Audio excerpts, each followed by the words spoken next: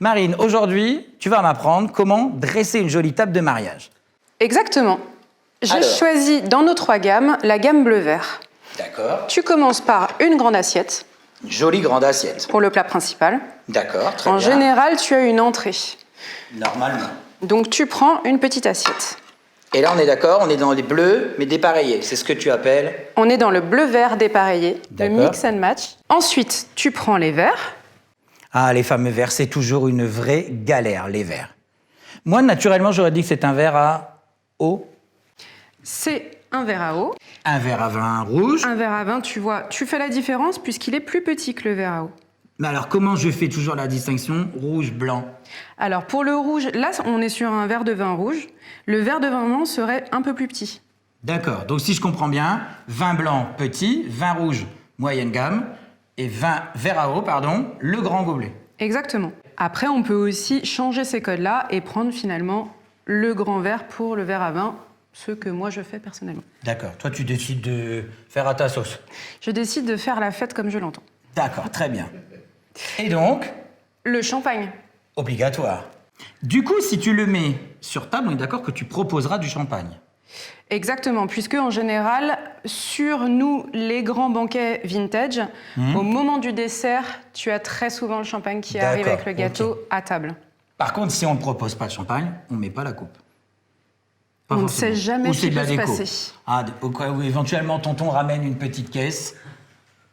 Alors ensuite, ah ça j'adore ça. Tu as une autre option pour le champagne qui est la coupe que moi j'aime beaucoup, qu'on utilise beaucoup pour justement le dîner assis, parce que si tu es debout au cocktail, tout d'un coup ça va être plus Plus difficile. sympa. D'accord. Ah, par contre, cette coupe-là, faut savoir que moi, quand j'étais petit, ma grand-mère l'utilisait pour faire des trous normands. On mettait du calva, la petite glace à la pomme, ça se servait en fait pendant le repas, mais nous on l'a toujours... Moi j'ai toujours cru que ça c'était pour moi la petite coupe en fait pour Écoute, utiliser. ta grand-mère a l'air de savoir faire la fête, donc on l'invite. Donc ça marche bien. Voilà Du coup, pour assiette et verre. Donc après, bien entendu, tu rajoutes les couverts, couteau à droite, impératif, fourchette à gauche.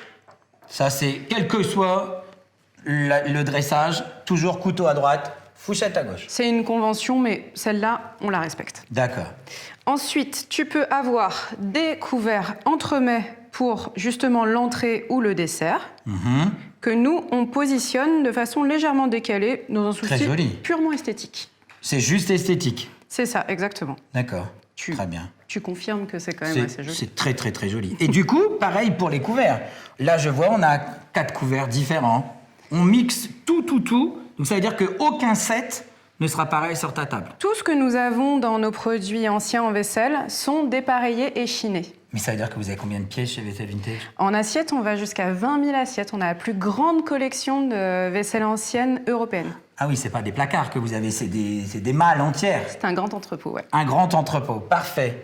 Ensuite, si on veut un petit peu pimper, décorer notre table, qu'est-ce qu'on peut rajouter? Alors, c'est vrai que c'est un gros effet déco, la vaisselle vintage. Ça peut être suffisant, mais on aime bien les petits détails déco. Tu as la fameuse serviette que de toute manière, il faut mettre quelque part, Donc on la pose comme ça, tout doucement, tranquillement. tout simplement. Et puis après, il faut après- aussi être pratique et penser aux détails du repas. Tu as le sel et le poivre. Ça, c'est une de nos grandes techniques. Tu prends 2 petits verres de shooter. Tu Très mets joli. 2 petites cuillères à moka en métal argenté. Et hop, Parfait. tu as une petite proposition de déco sympa pour ta table. Tu rajoutes quelques bougeoirs Et le tour est joué. et tu as un très beau set vintage.